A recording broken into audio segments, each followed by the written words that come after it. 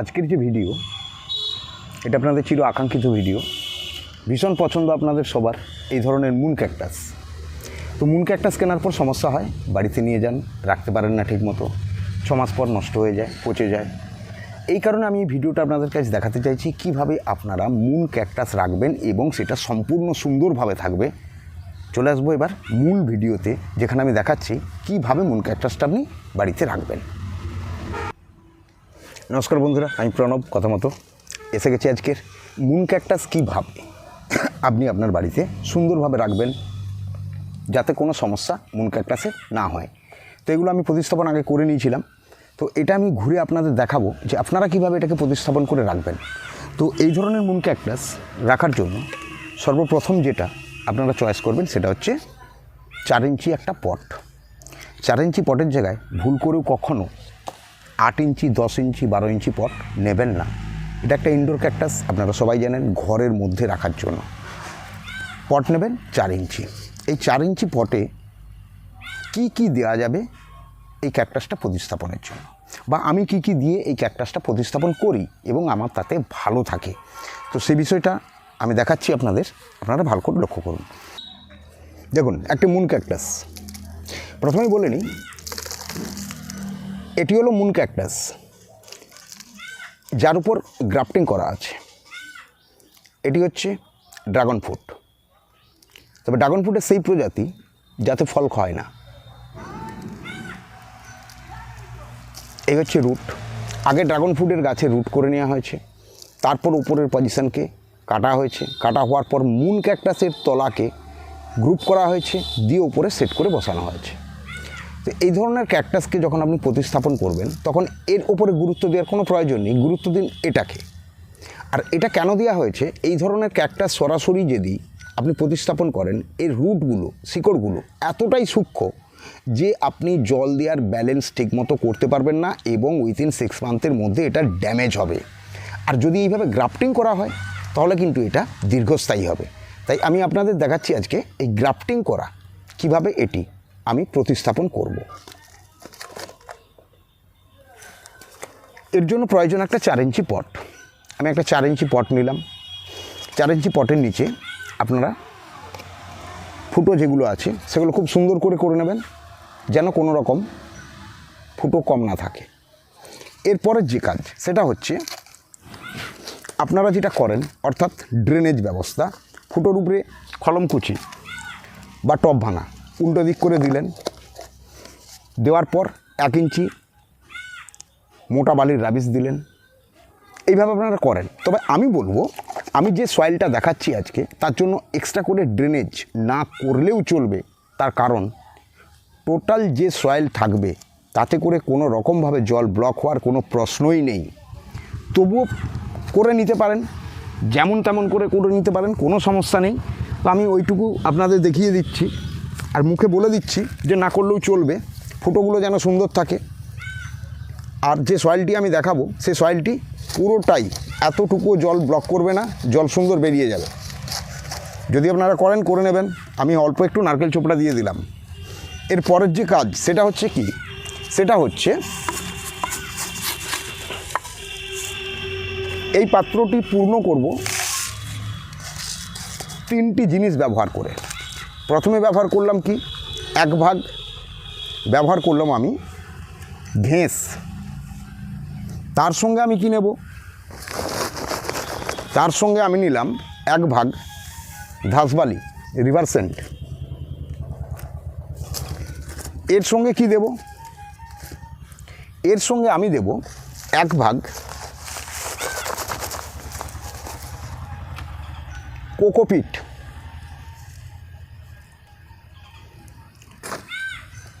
অর্থাৎ আপনারা বুঝতেই পারলেন, 3টে মিশ্রণ নিলাম 1:1:1, অর্থাৎ 3টেই সমান।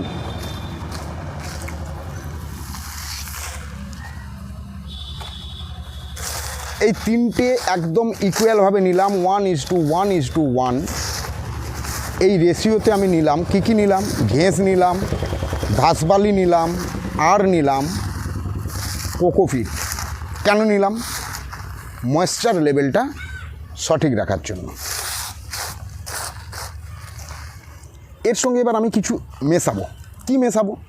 এর সঙ্গে আমি মেশাবো এই যে টোটাল যে আমি নিয়েছি সয়েল, টোটাল যে সয়েলটা নিয়েছি, অর্থাৎ এই পাত্রের 1 পাত্র সয়েল নিয়েছি, এই পাত্রের 10 ভাগ, অর্থাৎ এই পাত্রে মোট যে সয়েল ধরে তার 10 ভাগের 1 ভাগ নেব কি গোবর খাদ বা ভার্মি কম্পোস্ট, যেটাই হোক।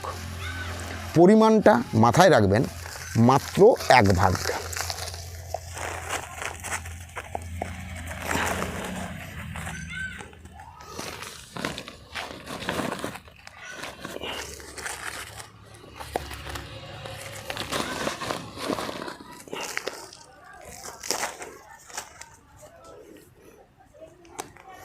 দেখুন আমি 1 ভাগ এটা মিশালাম, গোবর খাদ বা ভার্মি কম্পোস্ট।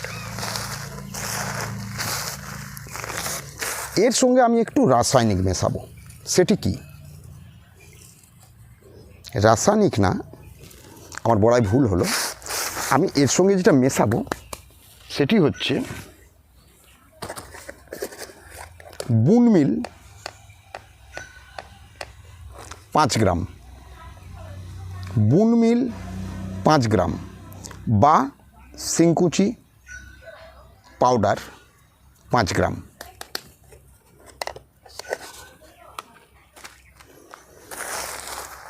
এই হলো এই ক্যাকটাসের জন্য সবচেয়ে আদর্শ মিডিয়া, যার উপরে দাঁড়িয়ে গ্রোথ নেবে আপনার মুন ক্যাকটাস। আর একটা কথা অবশ্যই খেয়াল রাখবেন, যদি কোনো সময় দেখেন যে এই যে গ্রাফটিং করা যে ড্রাগন এর গা থেকে কোনো রকম ব্রাঞ্চ ইস্যু হচ্ছে, তাহলে আপনার প্রথম কাজ ওই ব্রাঞ্চটি ভেঙে দেওয়া, যেন এখান থেকে কোনোভাবেই ব্রাঞ্চ ইস্যু না হয়। এই হচ্ছে সয়েল। এবার প্রতিস্থাপন দিয়ে দিলাম, এইটুকু না দিলেও চলে। এরপর আপনি একে 3 ভাগের 1 ভাগ সয়েল পাত্রের মধ্যে দিন, দিয়ে হাত দিয়ে চেপে দিন। তারপর আপনি এই ক্যাকটাসটিকে মাঝামাঝি বসান। এরপর বাকি যে সয়েল আছে মিডিয়াটা সম্পূর্ণভাবে আপনি ভরে দিন।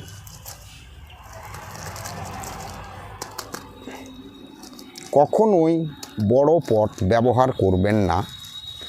এই সাইজের ক্যাকটাসকে প্রতিস্থাপন করার জন্য 4 থেকে 5 ইঞ্চি পাত্র এটাই যথেষ্ট। তার উপরে 8 ইঞ্চি 10 ইঞ্চি পাত্রে কখনোই বসাবেন না, তাহলে ক্যাকটাস গাছের ক্ষেত্রে ওটা হার্মফুল হবে। এইভাবে চেপে নিন।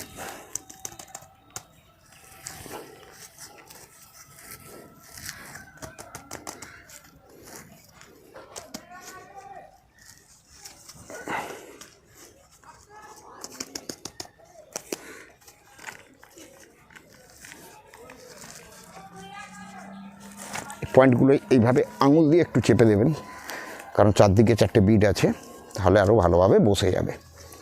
হলো প্রতিস্থাপন। এর পরের কাজ হচ্ছে ওকে জল দেওয়া। আমি জলটা দিয়ে দিচ্ছি একটু দূরে, একদম ভালোভাবে জল দিন।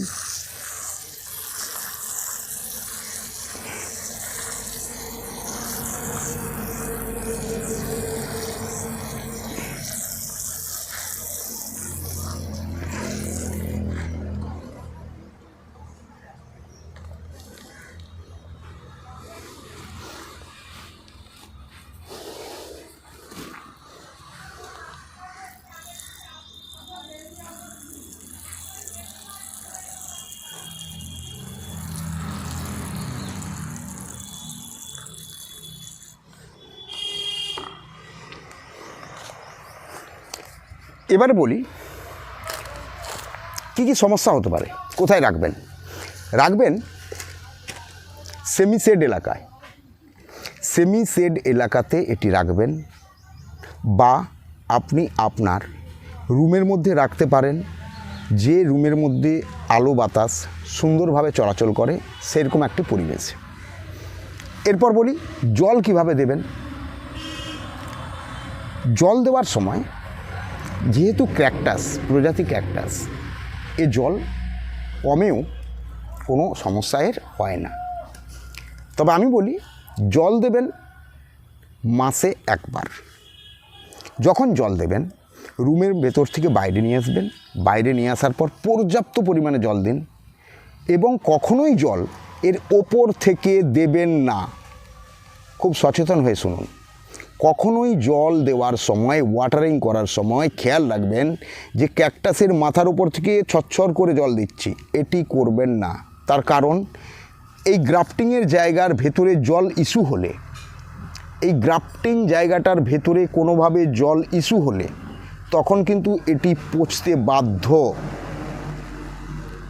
এই সমস্যাটা আপনাদের সবচেয়ে বেশি তৈরি হয় ক্যাকটাস ওয়াটারিং করার সময়। আপনারা খেয়াল করেন না, জল ওপর থেকে দিয়ে দেন, আর এর ফলে কি হয়, এই জায়গা থেকে জল ভেতরে ইস্যু হয়, ভেতরে ইস্যু হওয়ার পরে ওইখানে পচন শুরু করে, কারণ এই ভেতরের জলটা চট করে শুকনো হবে না। তাই এই ক্যাকটাস ওয়াটারিং করার সময় নির্ধারিত সিস্টেম মেনে ওয়াটারিং করবেন, অর্থাৎ জল দেবেন এই জায়গায়, কোনোভাবেই এর ওপরে নয়। যদি কখনো দেখেন ডাস্ট পড়েছে, নোংরা পড়েছে, তাহলে একটা ব্রাশ দিয়ে ঘষে পরিষ্কার করে দেবেন। কখনোই জল স্প্রে করবেন না, একটা ব্রাশ দিয়ে ঘষে পরিষ্কার করে দেবেন, কখনোই জল স্প্রে করবেন না। এটা হলো এই ক্যাকটাসের জল দেওয়ার সিস্টেম। এরপরে বলি, তাহলে হয়ে গেল রাখবেন কোথায়, হয়ে গেল জল দেবেন কিভাবে। এরপরের যে কথা সেটা হচ্ছে খাবার বাকি দেবেন।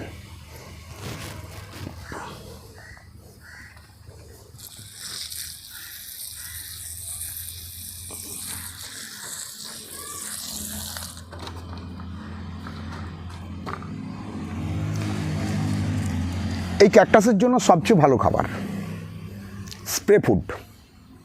কী ধরনের স্প্রে ফুড ব্যবহার করবেন?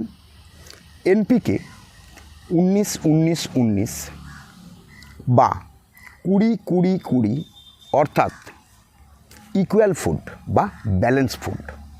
কতটা দেবেন, কিভাবে দেবেন? মাসে একবার দেবেন ব্যালেন্স ফুড।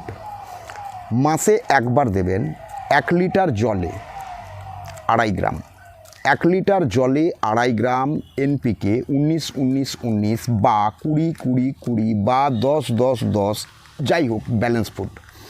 এটা 1 লিটার জলে 2.5 গ্রাম ফেলবেন, 2.5 গ্রাম ফেলে ভালো করে ঝাঁকিয়ে নেবেন, তারপরে স্প্রে করবেন। আমি বলবো একে স্প্রে ফুড যেটা তৈরি করলেন সেটা এর ওপরে স্প্রে না করে আপনি দিন, যেমন ওয়াটারিং করেন মাসে একবার, সিম্পল ওয়াটারিং বাদ দিয়ে দিন।